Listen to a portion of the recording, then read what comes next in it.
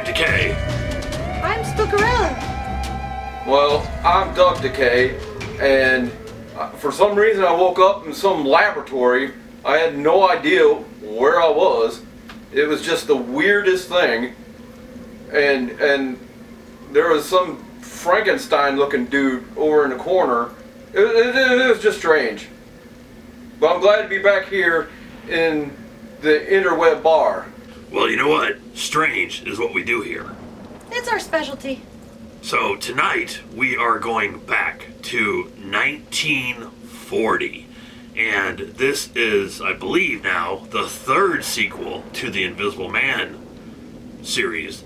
And this is actually called The Invisible Woman. If men can be invisible, so can I. Now, I gotta tell you, Doug, is there anything else you want to say before we start this? Yeah, man. Where's my drink? Oh, wait a minute. Found it. Okay, we're not drinking nothing. I mean, you've already messed with us way too many times now. What are you talking about? I mean, last time I really felt lightheaded, and then my whole head was just not really in it the time before that, and I don't know what you could possibly do to mess it up again this time. I'm not messing up anything. I'm just drinking. All right, what are you drinking? I'm drinking my stuff. All right, well, what's it called? My stuff? I don't know. Try it. You'll see. All right. Now, I mean, I do feel a little bit better when I do drink occasionally. So, well, that's kind of spill it all over me, as I usually occasionally do too. You have a drinking problem. I do. Down the hatch. All right, so let's go ahead and see what this is going to do to us tonight, shall we? Here we go. Bottoms down. I don't think that's how it goes. Wait a minute. I do feel kind of funky. Something like really freaky's going on here. I feel hairy. I kind of feel like a little fluffy. Is there some werewolfery going on? Do I look like a werewolfery? Kinda, yeah. All right, Doug, you need to explain this. I didn't do anything. Well, I guess everybody is here just to hear our review of The Invisible Woman. So let's just go ahead and review it and get it over with. Okay, so this movie is about a woman and she, I can't concentrate. I think whatever was in that drink messed you up. It did. It's about a woman who answers an ad to become invisible. Alright, it doesn't matter. Okay, because what? Where did that come from? Are you okay, Doug? I mean... I'm fine. But anyway, I've always been fine. Alright, so this movie is about, let's see, there's this woman, and there's a scientist. This one starts out really differently. There's a scientist, and he's trying to create an invisible person. So he goes out to get a human subject to become the invisible person, and he ends up with a woman who he thought was going to be a man, but it ends up being a woman. That's kind of what I feel like that's going on right now.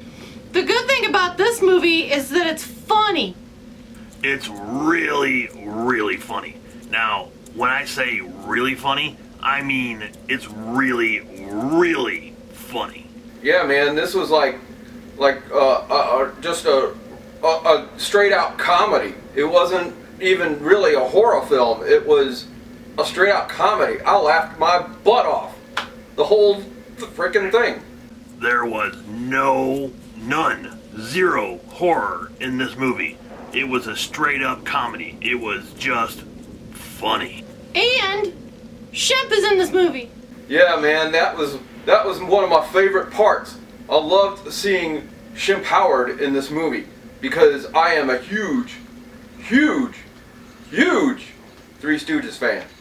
And to see Shemp Howard in this film was really cool. But I will say, it was kind of odd too, because I expected Mo and Larry to be standing next to him because of the comedy that they were doing.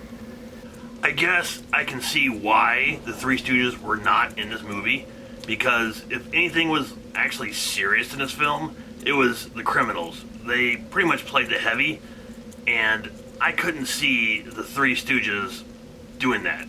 I can't really see them all playing a serious role, so I can see that's why that they weren't in this. Well, I'm saying this because of the actual comedy that they did, because some of the comedy in this, man, it was like straight out of the Three Stooges. Like, there's a part where he actually puts like almost like the fishbowl on his head, which he did in one of the Three Stooges short films.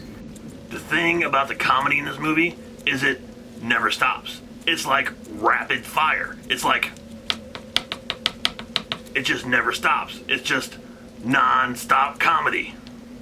It was phenomenal. I really, really enjoyed the film because, like you said, man, it was rapid fire comedy. I mean, like the Tommy guns they had in the movie. One of the best actors in this movie was the butler. He was awesome. He was non-stop funny, and he did so much physical comedy. It was crazy. I absolutely loved that character. I thought it was great from beginning to end, and it was a laugh a minute, and I chuckled a whole bunch, and I feel lightheaded. Now, I guess we should, I don't know, mention sort of what the story is about here a little bit.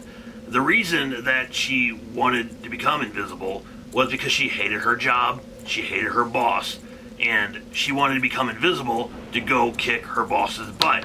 So that's what she did. She became invisible and then went after her boss. That was pretty much the entire plot, was that she wanted to go kick her boss's butt. And then she does it, and where do you go from there? Well, they go a lot of places, and it was freaking funny.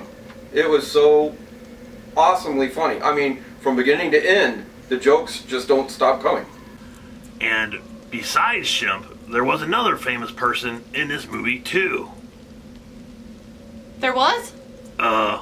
Maybe the Wicked Witch? Oh yeah, I forgot. Margaret Hamilton was in this movie. Not as the Wicked Witch, though. Although you couldn't mistake the inevitable voice of I'll get you, my pretty. That was spooky. Yes, I did. And I don't know why I'm talking like this now.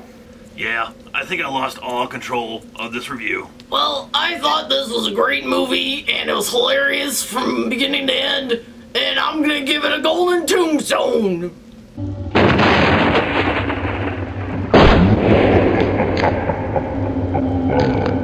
Oh, hell yeah! I really liked the movie. What are you gonna give it, Doug Decay, brother? yeah, man, I too would also... Oh, there I am. I'm back. How'd I get back? Well, anyway, I give it the golden tombstone.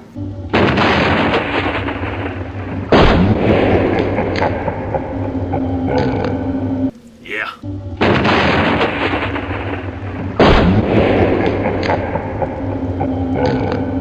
So make sure you tune in to Box Office Maniacs every night of the entire horror month, because Dave and Becky are going to be live streaming video games. You mean live screaming, Spookarella. Live screaming, thanks, brother. Video games every night of October, and it's going to be real spooky and scary, and you're not going to want to miss a minute of it. So, until next time, stay freaky. How about a little fire, Dave Decay? I just spilled it all over myself. My beard's wet. Are we done with this review yet? I really sure hope so.